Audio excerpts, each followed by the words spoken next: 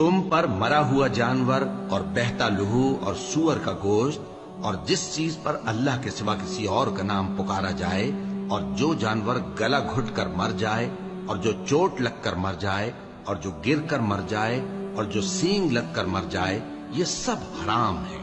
اور وہ جانور بھی جس کو درندے پھاڑ کھائیں، مگر جس کو تم مرنے سے پہلے ذبح کر لو۔ اور وہ جانور بھی جو غیر اللہ کے آستانے پر ذبح کیا جائے، اور یہ بھی کہ پانسوں سے قسمت معلوم کرو، یہ سب گناہ کے کام ہیں۔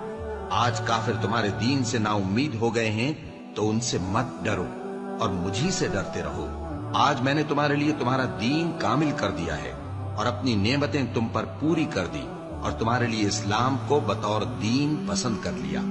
ہاں، جو شخص بھوک میں ناچار ہو جائے بشرطے کہ گناہ کی طرف مائل نہ ہو تو اللہ بخشنے والا ہے، بڑا مہربان ہے۔